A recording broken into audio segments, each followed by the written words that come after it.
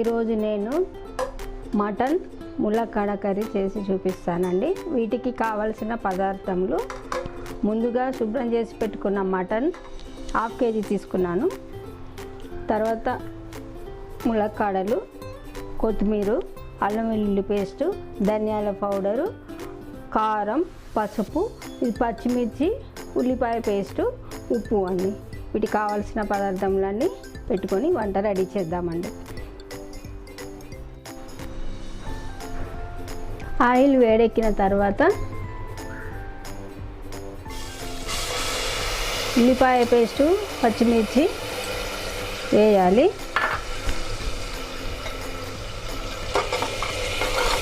వేసిన తర్వాత కాసేపు ఉల్లిపాయ పేస్టుని నూనెలో ఫ్రై చేసుకోవాలి.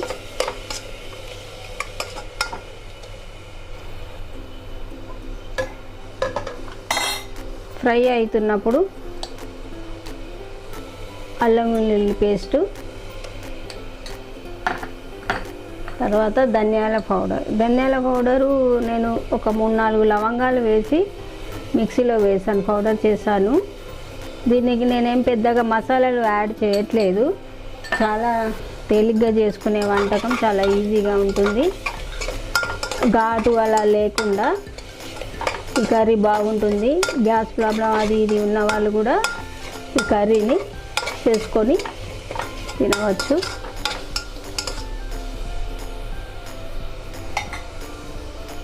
కొద్దిసేపు అలాగే ఆయిల్లో ఫ్రై కానివ్వాలి. మసాలాలన్నీ ఫ్రై కావాలి. ఫ్రై తర్వాత కొంచెం పసుపు, తర్వాత కారము, మన రుచికి సరిపడినంత కారం వేసుకోవచ్చు. కారం వేసి కలపాలి.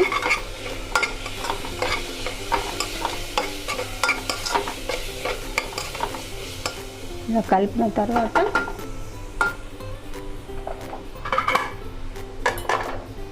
మటన్ ముక్కలను తీసుకొని కుక్కర్లో వేసుకోవాలి.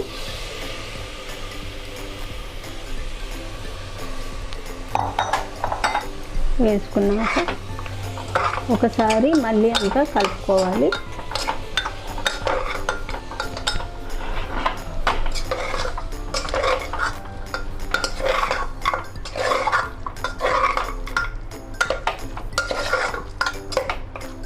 ఇలా అంతా మసాలా అంతా కలిసేలాగా మటన్ ముక్కలకి కలుపుకోవాలి.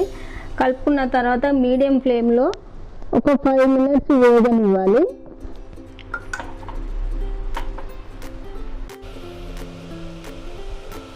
ఇప్పుడు ఒక 5 minutes ఫ్రై అయిందండి. మటన్ ముక్కలన్నీ ఇలా కొంచెం మగ్గినట్టుగా అయ్యాయి చూడండి. ఇప్పుడు వాటర్ పోసుకోవాలి. కర్రీకి సరిపడంత వాటరు యాడ్ చేసుకోవాలి.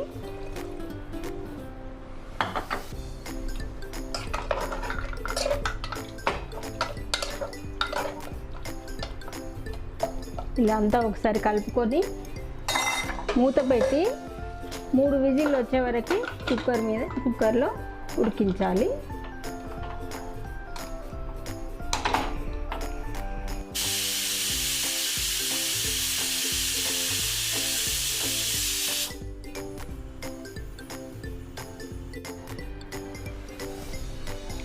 ఇప్పుడు మటన్ ఉడికింది. మూత తీసి చూద్దాము.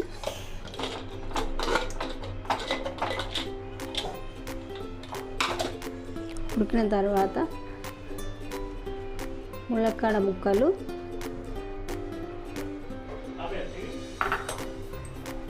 తర్వాత ఉప్పు, ఇది కూడా రుచికి సరిపడంత వేసుకోండి. తర్వాత కొత్తిమీర ఆకండి. కొత్తిమీర ఇది శుభ్రంగా సన్నగా తరిగి నీళ్ళలో కడిగి పెట్టిన కొత్తిమీర అన్నీ వేసి ఒకసారి కలపాలి. ములక్కాడ ముక్కలు, ఉప్పు, కొత్తిమీరాకు అన్నీ 3 వేసి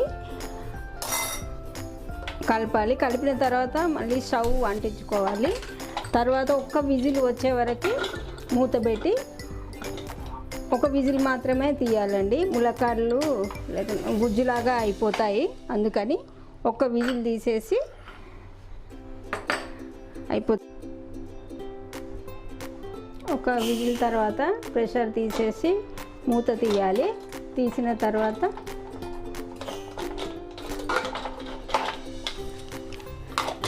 చూడండి, ములక్కాయ మటన్ కర్రీ గుమగుమలాడిపోతుంది. మీరు కూడా ట్రై చేయండి, లైక్ చేయండి, షేర్ చేయండి.